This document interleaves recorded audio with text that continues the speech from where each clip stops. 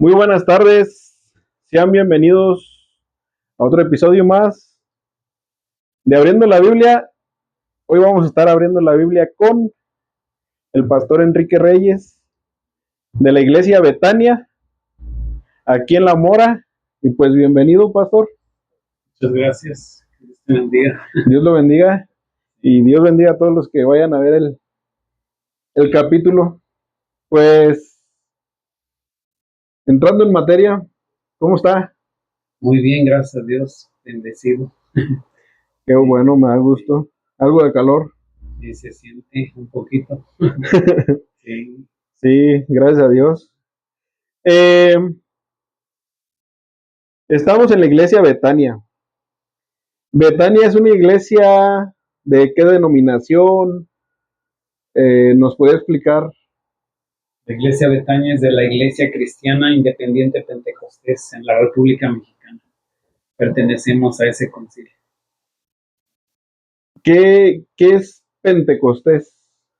Pentecostés pues, nos habla acerca de los 50 días del tiempo que vino el Espíritu Santo en el libro de los Hechos. Ok, Y pues se recuerda mucho porque fue el tiempo de la manifestación del Espíritu Santo. ok. Por ahí hay un pasaje de la Biblia, ¿no? De cuando Pedro, pues, se paró. Así es. Y él predicó y muchos se convirtieron a Cristo. En ese entonces, cuando el Espíritu Santo se manifestó, muchos hablaron en lenguas o diferentes idiomas. Y a través de esa manifestación se predicó el Evangelio y mucha gente creyó en el Señor Jesucristo. Amén. Entonces de ahí viene la palabra Pentecostés. Sí. Eh, ¿Usted cuando nació ya era cristiano? Obviamente, ¿en su familia ya eran cristianos?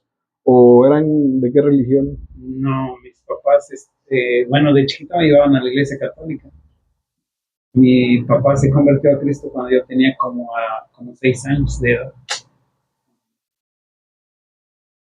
Y incluso a mí me bautizaron en la iglesia católica. Sí.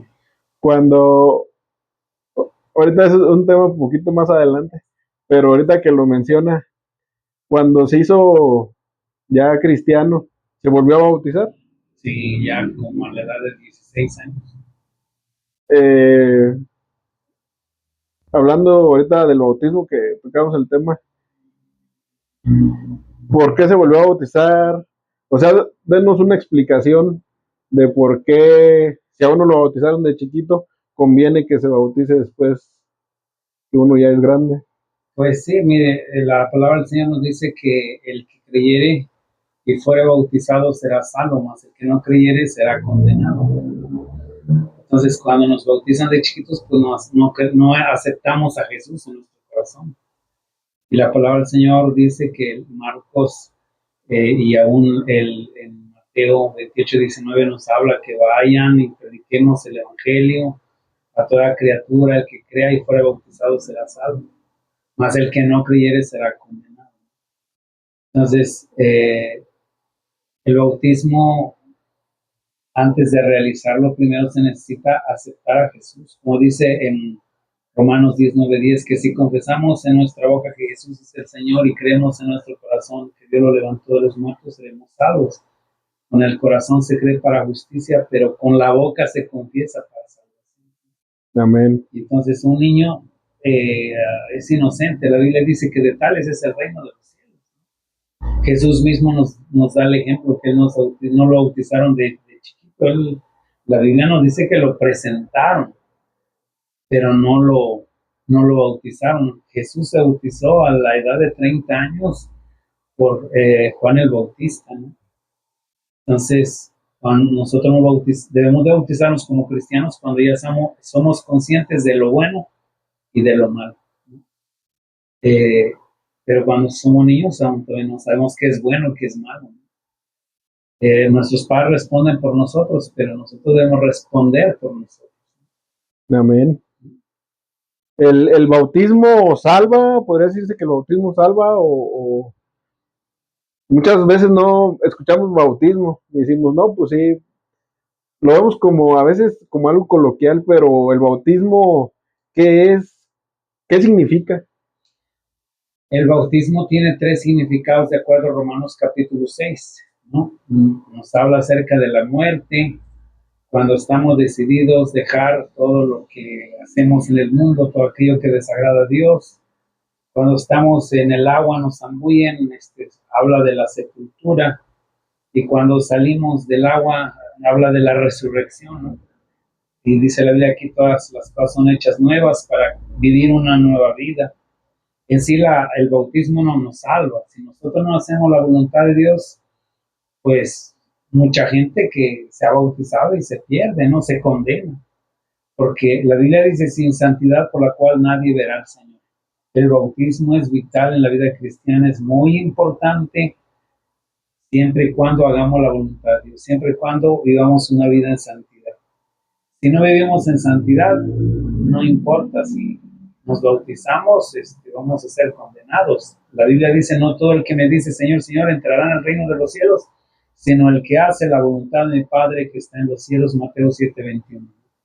Amén. Entonces, necesitamos hacer la voluntad de Dios para que nosotros podamos ser salvos.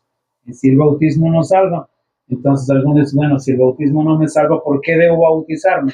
Por obediencia a la palabra del Así, Señor. exactamente. Porque el Señor dijo, el que creyere fuere bautizado será salvo. Entonces lo voy a hacer por obediencia.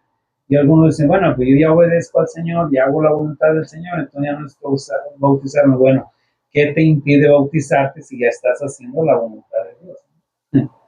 Entonces, el bautismo en sí no nos salva, pero si nos bautizamos, obedecemos y hacemos la voluntad de Dios, unimos las dos cosas y eso nos garantiza de que un día estemos en la presencia del Señor. Amén. Incluso por ahí Jesús en una ocasión dijo, haced esto sin dejar de hacer aquello. Como dice usted, si ya estás cumpliendo la voluntad de Dios, siendo obediente, pues dentro de eso va el bautismo. ¿Por qué? Porque pues Jesús no tenía necesidad de bautizarse. Así es. Él no ocupaba bautizar, sin ejemplo, Él nos dice ejemplo, nos dio para que lo que Él hizo también nosotros hagamos. Amén. Amén. Sí. Después del bautismo, ahorita ya nos dijo, el que creyere y fuere bautizado será salvo. Después del bautismo, tanto en la iglesia católica como en las iglesias protestantes, hacemos algo que allá se le llama la Eucaristía, aquí le llamamos la Cena del Señor o la Santa Cena. ¿Qué es la Santa Cena? Bueno, la cena del Señor, la Santa Cena, pues es recordar lo que Jesús hizo por nosotros en la cruz, como dice Pablo, en 1 Corintios capítulo 11. Recordamos su muerte, recordamos también su venida, que un día Él va a venir por nosotros. Y cada vez que nosotros participamos, recordamos que Él vendrá por nosotros, recordamos que un día Jesús murió por nosotros. La iglesia cristiana solamente practica lo que se conoce como dos ordenanzas o dos sacramentos, que es el bautismo y la Santa Cena, ¿no?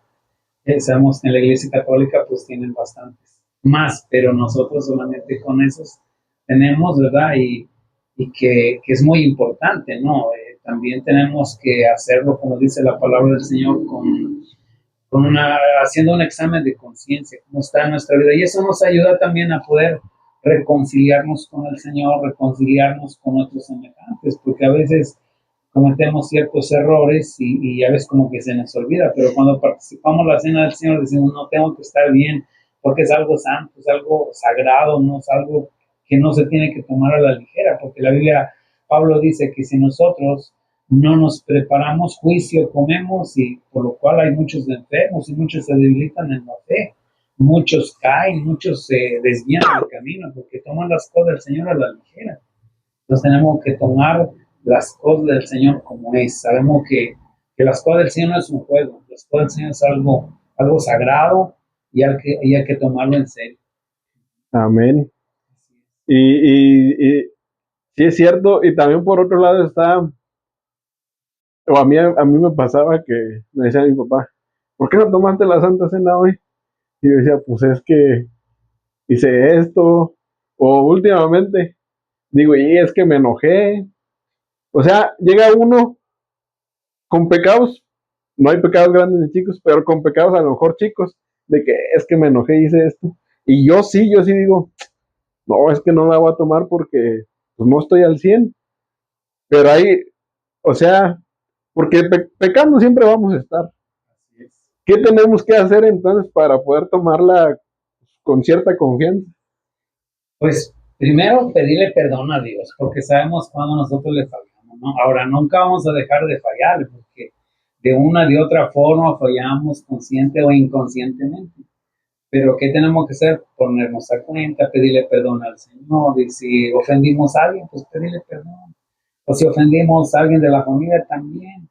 O si nos ofendieron a veces, también. La palabra del Señor dice que también hay que pedir perdón. Y a veces eso nos cuesta, ¿no? Pero realmente muchos no lo hacen porque dicen, no, pues que necesito estar muy bien, necesito estar bien limpio para hacerlo, pero creo que la Biblia dice que hagamos un acto de conciencia. Bueno, no he andado bien, pero me voy a poner a cuentas con el Señor. El Señor es justo y fiel para perdonar nuestros pecados. Y si nosotros venimos con un corazón sincero, Él nos perdona, ¿no? Y si a nosotros ya arreglamos nuestra vida con el Señor, y si a alguien ofendimos y le pedimos perdón, tenemos toda la libertad de hacerlo.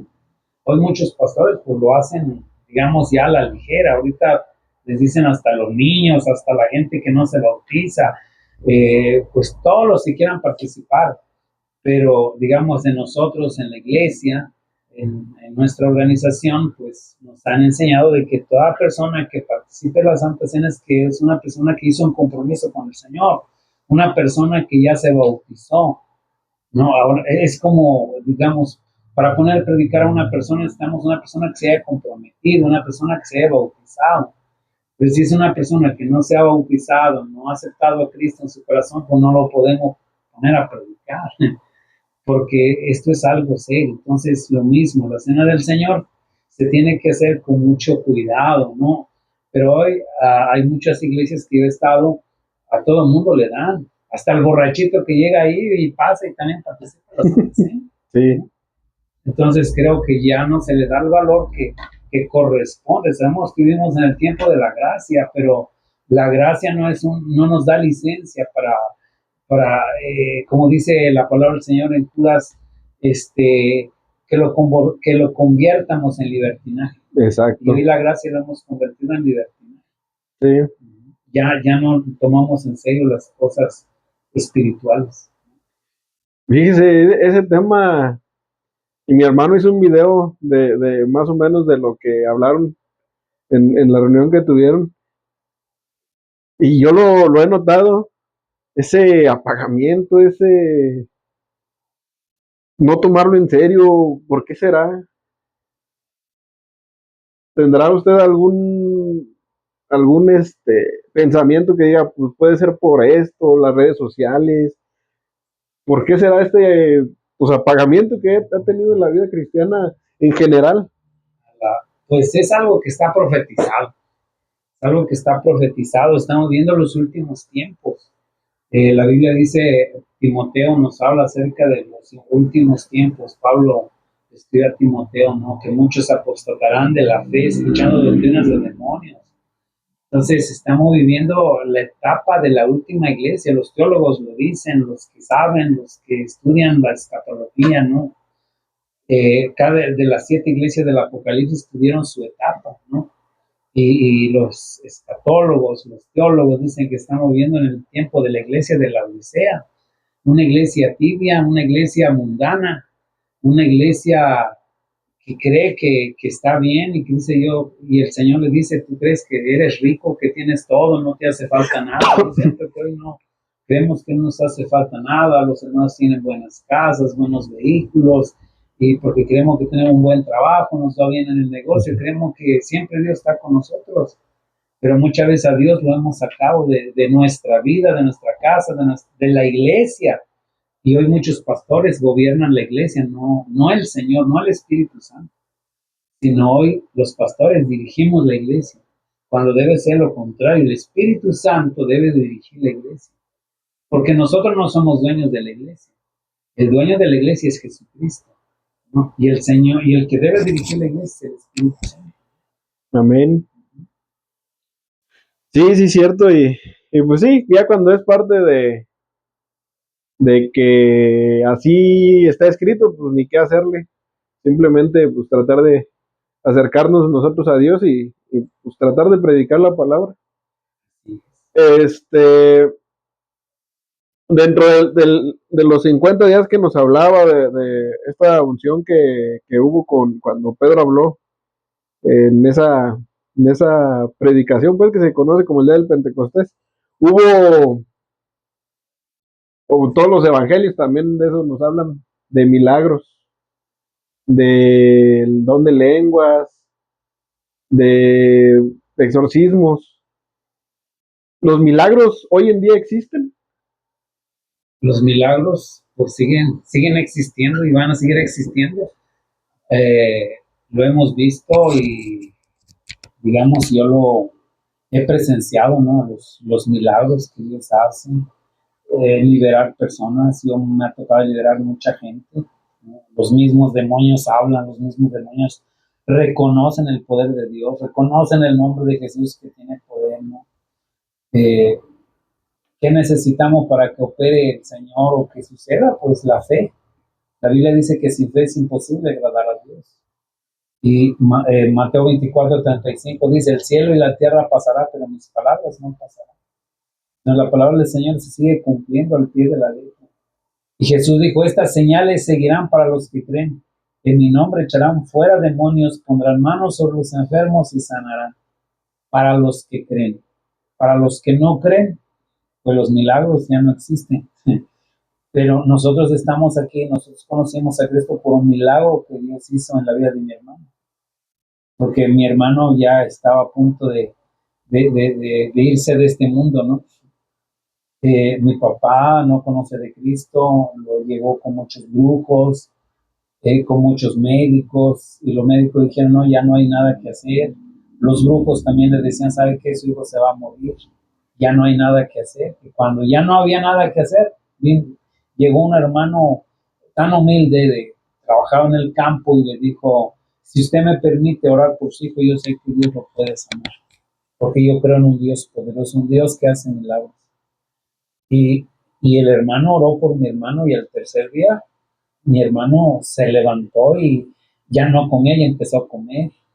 Eh, no nos dejaba dormir en la noche porque en la noche gritaba, como que alguien le asustaba. Pero el Señor hizo el milagro, y a través de ese milagro que el Señor hizo hoy, mi familia aceptó a Cristo, y hoy y estoy sirviendo al Señor. Por ese milagro que el Señor hizo. Y ya de ahí, pues como pastor, yo he visto muchos milagros que Dios ha hecho. ¿Cómo habla de la fe? Pero alguien sin fe, o como por decir su hermano, no sé si tenía fe o no, pero sí me surge la pregunta. Si yo no tengo fe, pero alguien ora por mí con fe, ¿me puede pasar el milagro y a través del milagro creer? ¿O para qué son los milagros también? Eh, pues Pablo dice que nosotros debemos de predicar la palabra del Señor no solamente con palabras persuasivas, sino con hechos, ¿no? Con hechos. Y la gente en el libro de los Hechos aceptaba a Jesús porque ellos veían los milagros, ¿no? Ahora, a Jesús le llevaban enfermos, paralíticos, ciegos, endemoniados, ¿no? Leprosos. Leprosos, sí, y sabe que la gente creía que Jesús podía hacer algo, y él lo hacía. Jesús sanó a muchos enfermos, lo leemos en el Evangelio de San Marcos, los primeros 4 o 5 capítulos, ¿no? Ahora, el asunto, un ejemplo, si tú no conoces de Cristo, no conoces de Cristo, quizá te sea difícil tener fe en algo que tú no conoces. Pero si yo llego y te digo, yo creo que Dios lo puede hacer, porque un ejemplo, mi padre no creía en el Evangelio, porque él dijo, no lo puedo creer hasta no ver, como Tomás, ¿no? Sí, sí, sí. Y aquel predicador le dijo, bueno, si usted no cree, permíteme orar por su hijo. Mi hermano, pues estaba chico, tenía como unos 4 años, ¿no? Entonces, mi papá no creyó, pero él por su fe oró, y mi hermano sanó, ¿no? Y el Señor se glorificó y a través de ese milagro mi papá creyó y toda la familia, o sea, aceptó a Cristo, ¿no? Entonces, a lo mejor una persona no crea, ¿no? Pero por la fe de la otra persona, Dios opera, ¿no? Dios opera, porque Dios es bueno y Dios es misericordioso. Ahora, hay muchos hermanos que ya tienen tanto tiempo en el Evangelio, un ejemplo, ahí ya tienen que activar su propia fe. Sí. Porque tú ya conoces, ya sabes. Pero hay gente que le hablas de Cristo, no sabe, no conoce, y tú le hablas de un Dios, pero dice, pero pues sí, no lo conozco, ni sé quién es, ¿no? O cómo trabaja, cómo opera. Bueno, tú no sabes cómo opera, pero yo sé cómo opera. Si tú me permites hacer una oración, yo sé que Dios puede hacer un milagro. Y Dios hace la obra y el Señor es glorificado y la gente acepta a Jesús. Amén. De hecho, me gusta mucho lo del hombre ciego que le dijeron, ¿quién pecó, este o sus padres? No, pues no pecó nadie. Está así para que se manifieste el poder de Dios. Así es, para que el nombre del Señor sea glorificado. Amén. Entonces, era para que, como usted dice, creyeran. Los que vieran el milagro, creyeran. Y, pues a lo mejor, pues él no creía, pero después creyó. Hay otra cosa que ahorita dijo, ya una persona que ya tiene tiempo, ya tiene que poner su fe. Y a veces, no sé si le pase a todos, yo a veces dudo. Incluso, pues Pedro dudó, o sea, digo, una vez estaba escuchando un predicador que dice, por la misericordia de Dios, dice, a veces estoy solo y lloro y digo, sí me estará escuchando alguien. Dice, pero luego me doy cuenta que sí, porque no hay otra manera. ¿Cómo puede uno poner a echar a andar su fe? A través de la palabra del Señor. La Biblia dice que la fe viene por el oír, por la palabra del Señor. Entre más leas la palabra del Señor, la fe crece. Si tú no lees la palabra del Señor, va a ser difícil que tengas fe.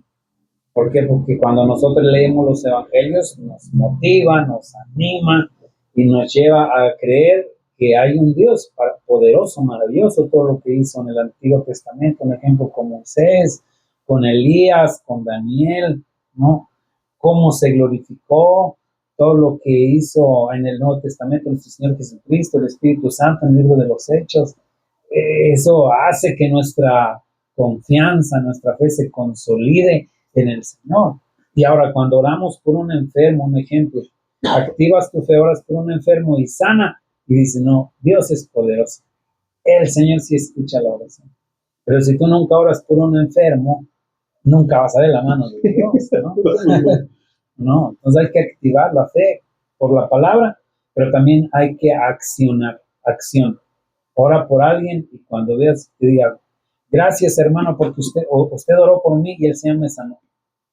El Señor hizo la obra, ¿no? Una vez iba yo a Cirosco, y una hermana me vio y fue a encontrarme y me dice, pastor, antes de que llegue al templo, por favor, párese, pase a mi casa, quiero que ore por mi hija. Porque antes de que mi hija naciera, estando en mi vientre, tomó líquido, ¿no? Y si entonces está mal de los pulmones. Y me dice el doctor que mi hija va a estar mal, no va a estar bien. Y le van a hacer estudios en 3 días y el doctor no me garantiza que mi hija se recupere, pero yo sé que Dios puede hacer la obra. Y sabes, o pasamos a orar y ya luego nos habló la hermana, nos dijo, ¿sabe qué? Le hicieron estudios y todo está limpio, los pulmones de mi bebé, todo está limpio, no hay nada. Me dijo, gracias, pastor, por orar por mi hija. Entonces ahí tuve la mano de Dios, tu fe crece, tu fe se activa y dices, tenemos un Dios poderoso que nos sigue escuchando. Entonces tienes que activar, tú ves a un enfermo, deja orar por este enfermo, yo sé que Dios puede hacer algo. Y el Señor obra. Amén. Ahorita también me viene a la mente lo de la oración y he tenido esta duda días. Dice, no me sé la cita, pero dice, pedís, pero pedís mal. Y también de lo de la Biblia. Me dice que escudriñando la palabra de Dios, pues uno conoce a Dios. Son dos preguntas, porque muchas veces la gente empezamos a leer la Biblia de donde la abrimos. No, a ver aquí, pues aquí dice esto. Y luego la leemos al final y luego la leemos al principio. Y no entendemos nada. ¿Nos podría dar algunos tips o consejos de cómo leer la Biblia para poder entenderla mejor? Y lo de la oración también. ¿Cómo debemos de pedirle a Dios? ¿Cuál es la manera adecuada de orar? Bueno, en primer lugar, pues, ¿cómo entender? Bueno, casi los que van empezando se les recomienda que lean los evangelios, ¿no? Algunos les recomiendan el Evangelio de San Juan, ¿no? Pero bueno, tú puedes empezar, leyendo los evangelios, luego de ahí terminas el Nuevo Testamento, ¿no? Las cartas paulinas. En- Hay cosas que, a lo mejor, hay cosas que no entiendas, pero hay cosas que sí vas a entender y tu fe va a ir, tu conocimiento y tu fe va a ir creciendo. Ahora, la forma de orar, pues, como aún los mismos discípulos le dijeron a Jesús, enséñanos a orar, ¿no? Sí. Enséñanos a orar. Y el Señor, pues, se detiene y les enseña a orar. Una persona que va empezando, pues, sí, hay que enseñarle cómo pedir, ¿no? Y tenemos un modelo, un ejemplo, el Padre Nuestro. Padre nuestro, habla Padre nuestro que estás en los cielos. Tenemos que reconocer a nuestro Creador, lo santificado sea tu nombre, bendecir el nombre del Señor. Y luego danos hoy el pan nuestro de cada día. Ya luego después, primero reconocemos al Creador, bendecimos al Creador. Ahora después de que ya le dimos, o sea, no necesita nuestra bendición, pero bendecimos su nombre porque Él es digno de toda la gloria y honra. Le dimos la gloria y la honra, ahora vamos a pedirle, ¿no? De acuerdo a la necesidad que nosotros tenemos. Ahora, ya le pedimos que, dice el Padre nuestro, que se haga tu voluntad, no como la nuestra. Amén. Que se haga tu voluntad, como en el cielo, también aquí en la tierra. Entonces, muchas veces nosotros pedimos y queremos que se haga nuestra voluntad. Amén. Hay cosas que Dios no nos da, quizá porque no nos conviene, o hay cosas que a su tiempo. A veces no somos pacientes, somos desesperados, pedimos algo y queremos que el día de mañana suceda. Y a veces hay que ser pacientes. Como dice la Biblia, así, como dice Pedro, como el sembrador, ¿no? Digamos, alguien siembra y espera a que dé fruto la cosecha o la siembra. Pero a veces queremos hoy orar y mañana ya queremos resultados. A veces sí, sucede inmediatamente, sí. Como te digo, de mi hermano, oraron al tercer día. Al siguiente día estaba mejor, segundo día mucho mejor, tercer día ya se levantó. Entonces, paulatinamente va y Dios lo hace, ¿no? Pero a veces hay que ser pacientes. Creemos que Dios oye la oración de aquellos que le buscan. Por supuesto que yo llevo sirviendo al Señor ya 32 años de pastor. Y de ir a la iglesia, imagínate, empezaron a llevar los 6 años, tengo 50, llevo 44 años de asistir a una iglesia cristiana. Y de esos 44 años he visto tantas maravillas que Dios ha hecho en la vida de otras personas, en mi vida, en mi familia, en la iglesia. Y como pastor he visto tantas cosas que Dios ha hecho a través de la oración. Pero sí es cierto eso que dice, que a veces es que la gente eso dice. Es que yo no veo milagros, es que yo no veo cambios. Pues no, nunca vas a la iglesia, nunca, o sea, no vas a ver un milagro en una fiesta. Sí. O sea, tenemos que ir a donde puede pasar algo, no meramente que nomás pase en la iglesia, sino a conocer a gente que le ha pasado. Y un milagro más grande que también a mí me gusta mucho, cuando llegaron los discípulos y le dijeron, oye, sí es cierto, sí sanamos gente, sí sacamos demonios. Y les dice, no se maravillen de eso, maravíllense de que su nombre está escrito en el libro de la vida. ¿Por qué? Porque a fin de cuentas, un milagro es maravilloso, pero si me sanaron a mí, en 10 años a lo mejor, de todos modos va a pasar. Pero si estoy en el libro de la vida, pues de ahí es para toda la eternidad. Así es mucho mejor. Sí, Es mucho mejor porque ahora hay algunos que le piden un milagro, no sucede. Un ejemplo está Pablo, ¿no? Oraba para que Dios le quitara el iPhone. Algunos dicen, no, pues estaba mal, ¿no? Tenía un problema físicamente y el Señor nunca hizo la obra. El Señor le contestó, bástate de mi gracia, ¿no? Entonces, Él sabe por qué no lo hace, porque Dios es perfecto. Y si no es la voluntad de Dios, pues hay que aceptarlo, ¿no? Porque hay gente que dice, no, pues yo ya no quiero saber nada de Dios porque pedí oración por mi mamá y no sanó y se murió. Bueno, pues la voluntad de Dios era ya llevársela, pero a veces nos cuesta aceptar la voluntad de Dios. Entonces, como dice el Padre nuestro, que se haga tu voluntad, no mi voluntad. Así como en el cielo, también en la tierra, que se haga tu voluntad. Si es tu voluntad que tú te vas a llevar a mi mamá, pues que así sea. Pero siempre y cuando se reconcilie contigo y saber que se fue contigo, ¿no? Y si el Señor la quiere levantar, pues también, para Él no hay nada imposible. Para Él todo es posible. Todo es posible. Amén. Sí, pues levantó a Lázaro. Y incluso vemos cuando Jesús aplicó el hágase su voluntad, cuando estaba orando y dijo, pues no quiero beber esta copa, pero no sea mi voluntad, sino la tuya. ¿Qué estaba haciendo? Otra vez poniéndonos el ejemplo de que, pues si tú quieres, hazlo, y si no, pues yo creo ser humildes para aceptar la voluntad de Dios, y que pues Él hace las cosas como usted dice, porque pues nos va a dar algo mejor. Así es. Este, de lo del hablar en lenguas, eso también todavía existe. ¿Cómo uno puede saber si es espiritual, se siente? ¿Cómo podemos identificar esos temas? Pues más que nada, una persona que habla en lenguas, pues necesita buscar del Espíritu Santo. Buscar su presencia, o sea, el Espíritu Santo venga sobre su vida, como dice la Biblia, sea lleno, bautizado por el Espíritu Santo. Pero digamos, hay muchos que solamente aprenden a hablar en lenguas. O hay predicadores que dicen, repite conmigo estas palabras. Y ya aprenden a hablar en lenguas y lo hablan, pero no son palabras que vienen del Espíritu Santo. Entonces, cuando el Espíritu Santo viene nos usa, es una cosa sobrenatural, pero cuando nos enseñan, pues no da resultado, ¿no? Sigue existiendo, por supuesto que sí. El Espíritu Santo está con nosotros. Nuestro Señor Jesús dijo, me voy, pero voy a enviarles un consolador, al Espíritu Santo, que va a estar con ustedes. Y Él desde hace 2000 años está con nosotros y Él se sigue manifestando a través de los milagros, a través de hablar en lenguas.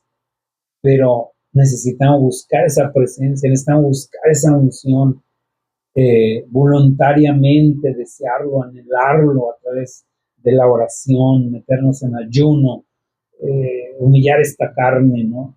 Para que Él se manifieste sobre nuestra vida, para que Él nos llene de su presencia.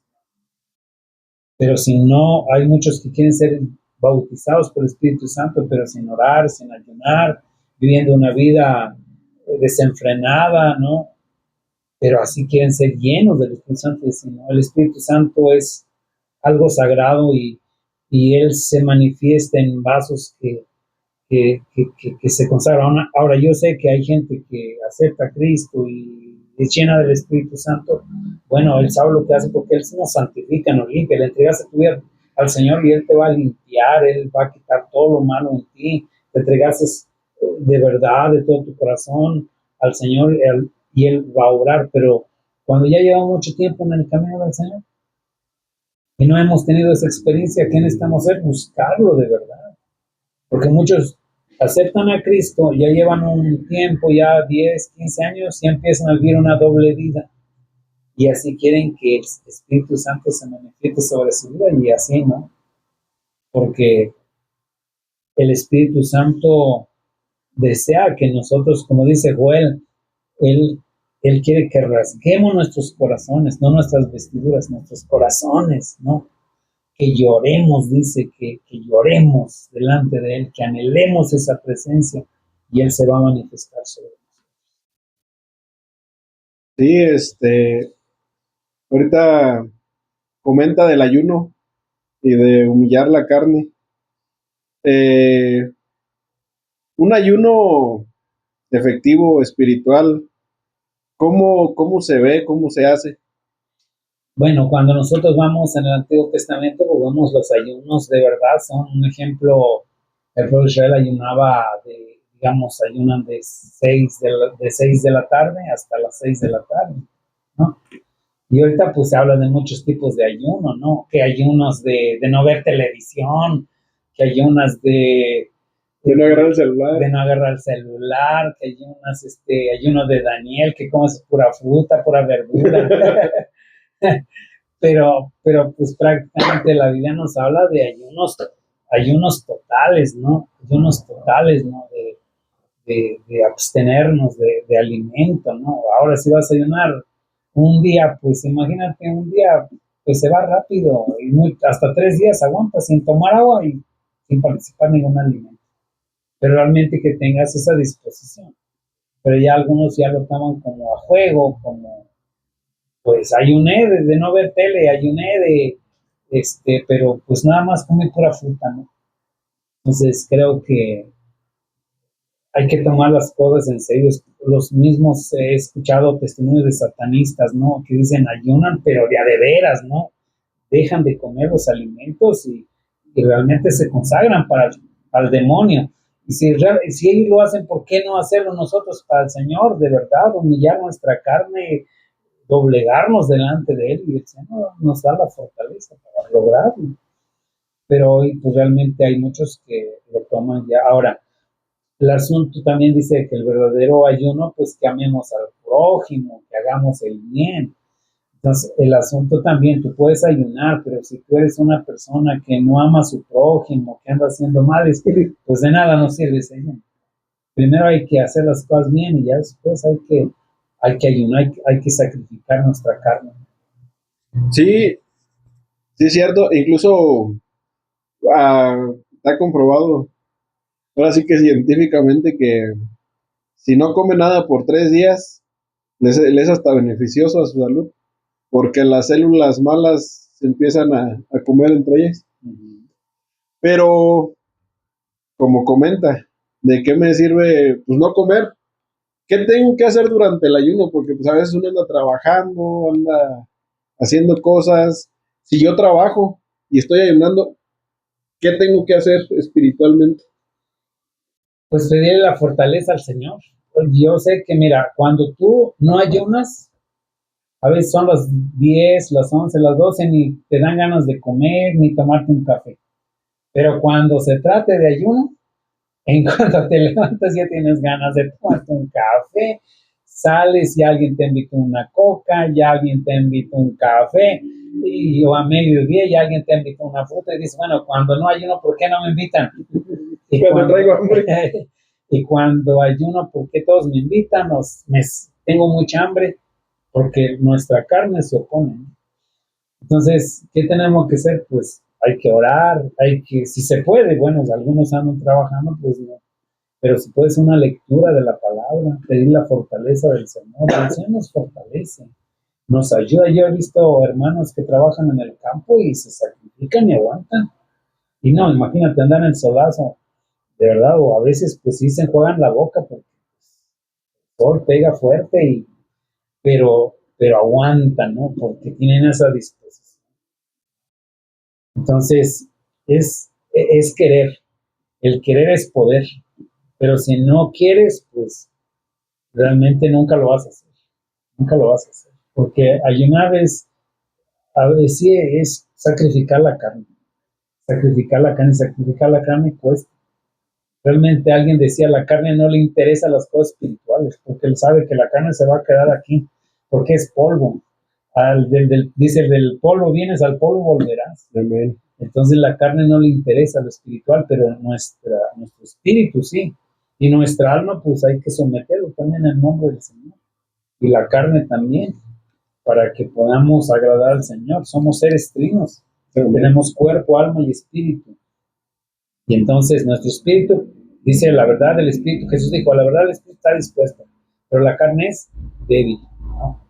Entonces tenemos que someter nuestra carne y nuestra alma también. para que podamos agradar al Señor. Mientras, no lo vamos a hacer. No lo vamos a hacer porque de verdad es un sacrificio. Pero ya cuando tienes ese hábito, ya no te cuesta. No, ya no te cuesta. Porque se hace parte de ti. Es parte de ti. Digamos, yo he ayunado 3 días, he ayunado hasta las 6 de la tarde y digo, no, pues me siento bien como para seguir otro día. ¿No? Sí, sí, se hace un hábito, pues, y es, de cierta manera es un sacrificio para el alma, pero el cuerpo lo agradece, Sí. porque sí, la grasa y todo, pues, se empieza a comer a ella misma. Ahorita ya hemos tocado varios puntos de la fe, del ayuno, ya más o menos está contestada la siguiente pregunta. ¿Cómo se ve o cómo es el vivir de un cristiano? ¿Cómo debe de ser? ¿Cómo debe de ser? Pues tenemos que relacionarnos con todos, pues no podemos meternos en una vitrina donde ni una mosca se nos pare. Pues convivimos, Jesús mismo dijo, él vino a los enfermos, se juntó con pecadores, ¿no? Hasta prostitutas, ¿verdad? Porque decían los fariseos, no sabe quién es esta mujer o qué. Y Jesús vino a eso, a salvar lo que se había perdido o los que se han perdido. Entonces nosotros tenemos que relacionarnos con toda la gente, pero pues sí tenemos que tener cuidado en nuestra manera de vivir, saber que tenemos un compromiso con Dios. Cuando tú tienes un compromiso con Dios, cuidas tu vida. Es como una persona que se casa, dice, tengo un compromiso con mi esposa, debo cuidar mi relación con otras personas, con otras mujeres, ¿no? Porque tengo un compromiso, tengo una familia. ¿No? Cuando hacemos un compromiso, cuando tengo un compromiso con Dios, quiero agradar al Señor, quiero estar un día con Él, quiero que me siga bendiciendo, quiero disfrutar de sus bendiciones, como José. José podía acostarse con la esposa de Potifar, pero él tenía un compromiso con Dios, él sabía lo que quería, ¿no? Y Dios bendijo, recompensó su integridad. Entonces, a ver, nosotros queremos que nos vaya bien, pero andamos haciendo cosas que no están bien, pues ¿cómo? Porque Dios recompensa nuestra integridad, ¿no? Entonces, ¿cómo es la vida de un cristiano? ¿Cómo debo de vivir? Pues, por supuesto, convivir. Bueno, a veces estamos con personas que hacen chistes de doble sentido. Pues yo no participar. Bueno, no es que no, que es malo que bromeemos, no, podemos también, nosotros no somos amargados, la vida cristiana no es para vivir una vida amargada, ¿no? Pero hay que saber disfrutar la vida sanamente, ¿no? Sanamente. Eh, Cuidar nuestras palabras, la Biblia dice que ninguna palabra corrompida salga de nuestra boca, sino la que... Ahora no tampoco quiere decir que siempre vamos a digamos, estar predicándoles ahí y en todo sin dejar que la gente conviva o juegue, ¿no? No, por supuesto que todo tiene su tiempo. Tiempo para predicar, tiempo para convivir, tiempo para relajarse, para jugar, por supuesto. Porque también nosotros debemos de divertirnos, ¿no? Pero todo tiene que ser con precaución y cuidado. Un ejemplo, si hay música mundana, algo que no edifica mi vida, pues tener cuidado de no cantar esas canciones, ¿no? Sabemos que la alabanza es para el Señor y todo lo que hagas para glorificar al Señor. Si hay bebidas embriagantes, pues tener cuidado de no participar, porque al rato ya voy a andar también igual que aquellos, ¿no? Como dicen, no te hagas igual que ellos se hagan a ti, pero que ellos vean que los cristianos somos amargados, porque hay algunos que son, como dicen, son muy religiosos, son como los fariseos, ¿no? Fundamentalistas. Ándale. Y entonces no dejan ni que patees un balón porque ya es pecado. No, no, por supuesto que también los cristianos podemos jugar fútbol, podemos divertirnos sanamente. O que te vas a ir a la playa, métete con tu velo, con tu falda, con tu vestido a las mujeres y los hombres con su pantalón de vestir y corbata. Pues no, pues por supuesto que tenemos que entender el lugar donde estamos sin caer al extremo, ¿no? Entonces la vida cristiana la vida cristiana es bonita, pero muchas veces nosotros hacemos que la gente lo vea como alguien, como algo que te oprime, ¿no? Que no hay libertad, ¿no? Pero vivir es una cosa vivir en libertad y es otra cosa vivir en libertinaje. Entonces, vive en libertad, pero no vivas en libertinaje, ¿no? Que no participes haciendo lo que hacen aquellos, ¿no? No que aquel amigo va a un antro, pues yo sé que ese lugar a mí no me deja nada bueno, yo evito esos lugares, ¿no? Evito todo aquello que desagrada a Dios, pecado todo aquello que desagrada a Dios. Entonces, solo debo cuidar todo aquello que desagrada a Dios. Todo aquello que no lo desagrada, pues no tengo por qué no participar, ¿no? Ahora dice, oye, todo me es lícito, mas no todo me conviene. Lo que me es lícito participa, en lo que no me es lícito no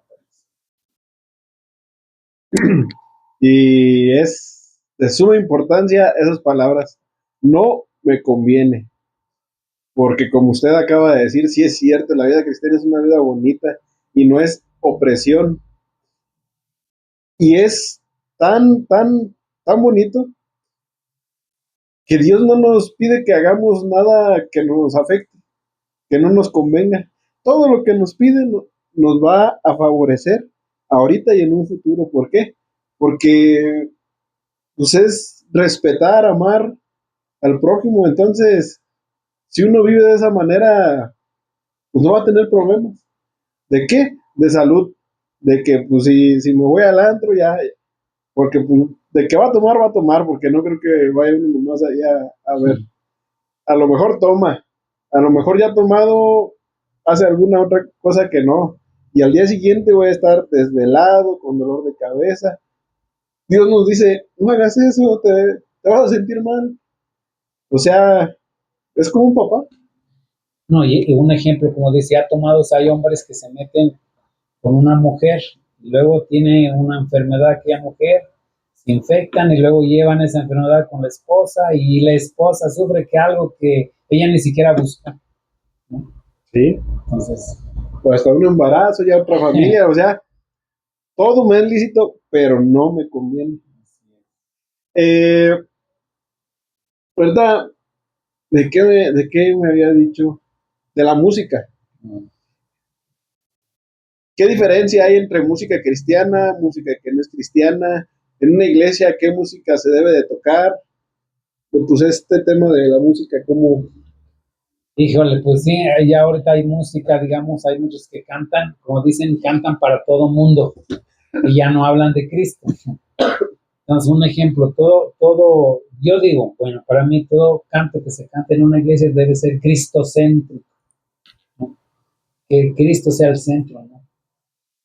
¿Por qué? Porque a Él le exaltamos, a Él le bendecimos. Entonces, digamos, hay cantantes que, digamos, entre comillas, son cristianos, pero como se componen canciones solamente como románticas, ¿no? Para todo mundo, ¿no? Y que hablan del amor, pero ¿de qué amor? O le cantan a alguien, pero ¿a quién le cantan?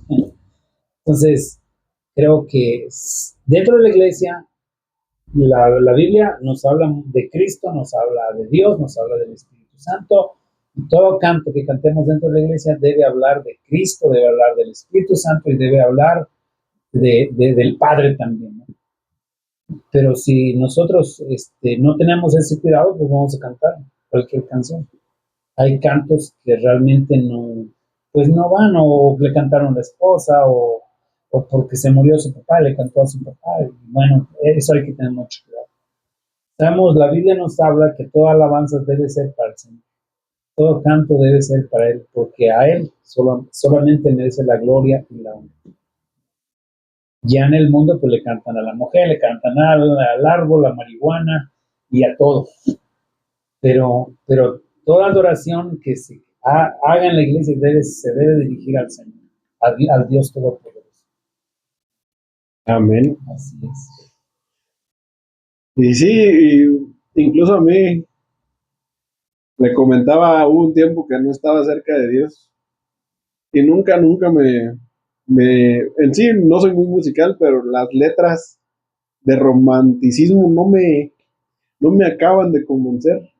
porque lo veo como, no sé si lo escriban pues por ganar o quedar bien, pero yo la oigo y no me acaba de llenar una letra romántica. Y en cambio una letra que habla de Jesús me hace llorar. ¿Por qué? Porque pues, me acuerdo, y aunque no me reuniera, andaba así de repente caminando y me salía alguna canción que hablara de Jesús, y me ponía a llorar. ¿Por qué? Porque digo, ¿por qué él, que no tenía que hacer nada, vino y hizo algo por nosotros que no merecíamos? Después de todo esto, de vivir cristiano, de que creímos, fuimos bautizados, buscamos a Dios, tuvimos fe, va a llegar nuestro final, sí o sí. Está escrito que una vez que el hombre viva, la muerte. ¿Qué hay después de la muerte? ¿Qué pasa? Pues después de la muerte viene el juicio. Dice la Biblia que está establecido que el hombre muera una vez y después el juicio. Entonces depende, dice la Biblia, que los que hicieron el bien para bien y los que hicieron mal para mal. Entonces, si nosotros caminamos correctamente, hicimos la voluntad de Dios, pues sabemos que un día vamos a estar ante su presencia, a disfrutar, como dice San Juan 14, 1 y 2, no se turbe vuestro corazón, crean en Dios, crean en mí. En la casa del Padre muchas moradas hay, si así no fuera, yo les hubiera dicho, voy a preparar lugar para ustedes, para que donde yo estoy, ustedes también estén. Entonces, anhelamos estar un día con nuestro Señor.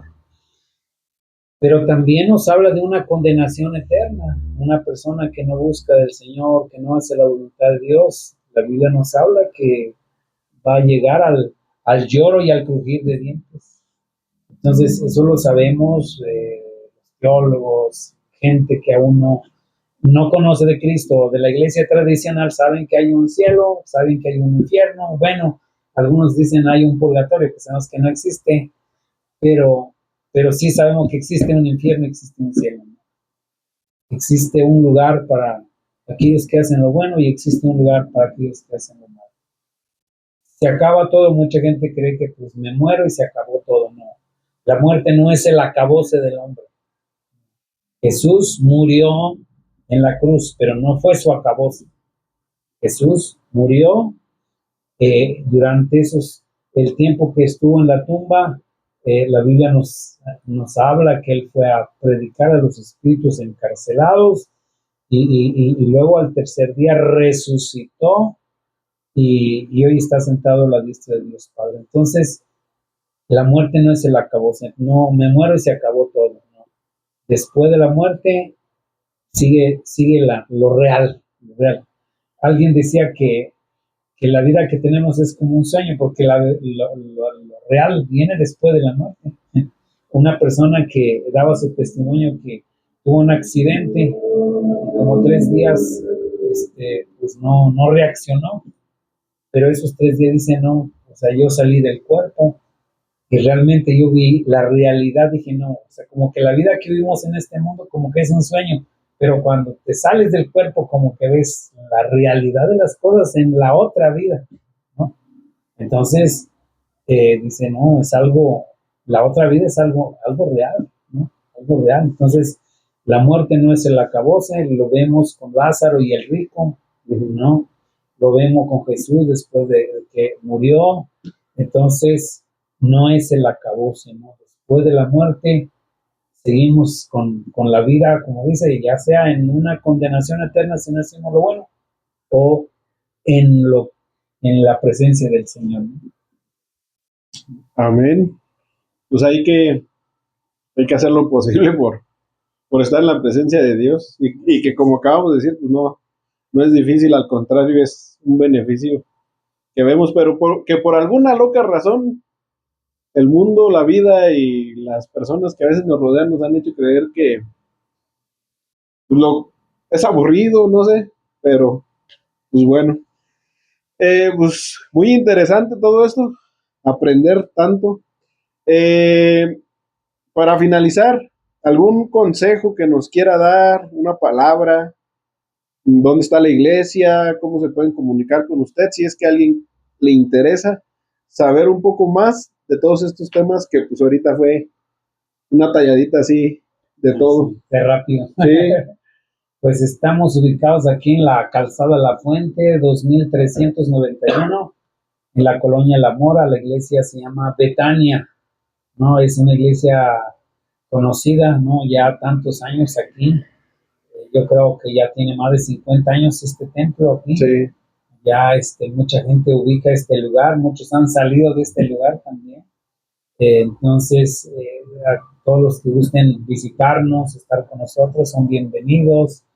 Y pues aquí estamos compartiendo la palabra del Señor y pues a seguir adelante, buscar a Dios, que es lo más importante, porque no hay otro camino.